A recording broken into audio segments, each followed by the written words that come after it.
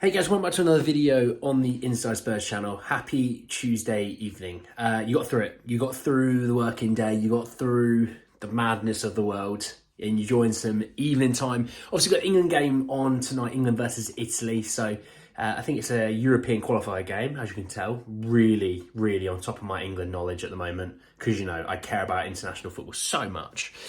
So if you're going to be watching that, then do enjoy it. More importantly, let's talk Tottenham. And we're going to be talking a little bit around the Pierre Emile-Højbjerg situation. So we've got an update around Juventus's interest in Pierre Højbjerg because we do have some information that's come around the whole betting scandal thing. And we're going to jump straight in. So let me talk about the headline first from the Gazzetta in Italy, who put that Juventus are interested in Pierre Emile-Højbjerg. A club representative even watched the player in action for his country against Kazakhstan. Tottenham value player at 30 million euros. So he's had a really good international break, Pierre Højbjerg. He's logged in some pretty decent stats, I can tell you that.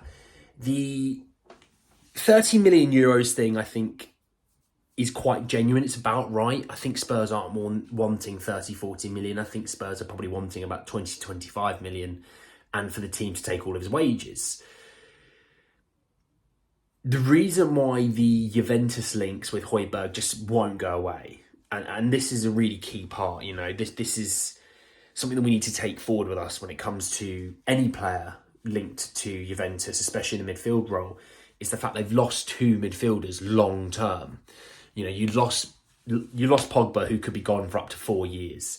You've lost Fagioli, who, if you aren't aware, has been convicted today of the betting for 7 months. So they've lost him for 7 months. You're talking pretty much the rest of the season, right? They need players in, and I talked about the fact that Rabiot's contract's up next year. So you could be looking at a situation where you're down Pogba, you're down Fagioli, and Rabiot's gone. So you're going to be down at pretty much all times two midfielders. You have to look to replace them.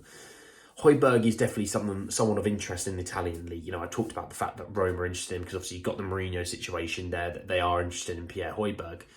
You know, in fact, you've got now Juventus kind of crying out for a midfielder. People talk about, you bring a midfielder through the youth system. Well, Fagioli was that, bringing through that young guy.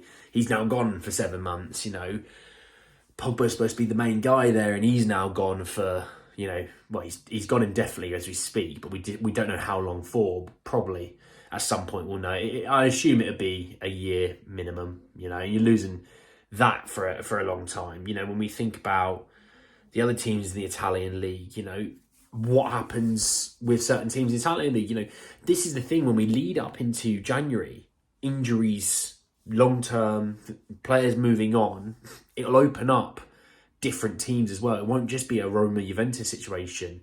Atletico Madrid then start to stake their claim. We know they're still injured, but they start to stake their claim as well. I mean, I did see with Florian Plettenberg that he did say that Barcelona are still interested in Paulinho. Does that still keep the door open for Fulham?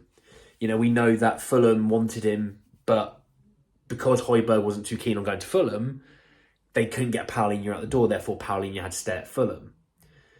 I think because Bayern are going to continue to press onto the Paulinho situation, I do think Fulham will open themselves up to a potential move back in for a Højbjerg. Does Højbjerg still get a move in the Premier League? These are the things, when you look at it, you might find a team goes, actually, if we can get Højbjerg in, that takes us maybe into a Conference League position. Does a team in Italy go, that might take us from here to here? And I think, you can't rule out Inter Milan in the situation. Inter Milan might lose a midfielder.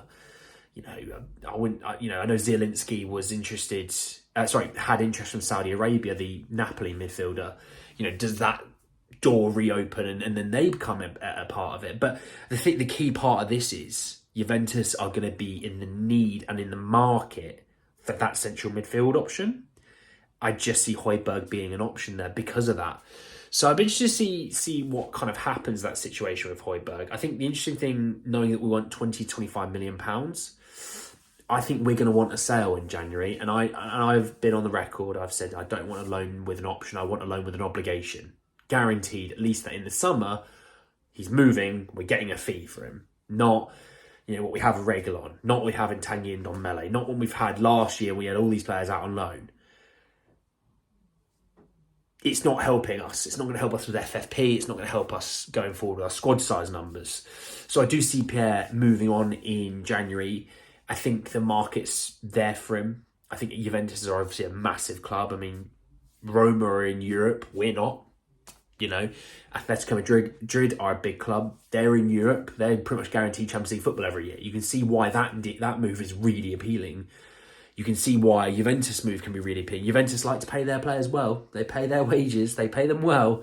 Probably more so than we would. But also, Roma, if you've been to Rome, it's a lovely place to live. And the stadium, it might not always be full, but it's a lovely stadium. I have been there. So I think that Højbjerg, in all honesty, I do see him moving on. I do see the interest being there.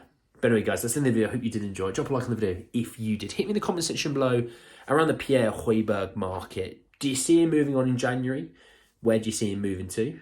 If you do see him moving, do you see us making moves on the other end? I know that you'll let me know, and I'm happy to see, and I'm excited to see what you think.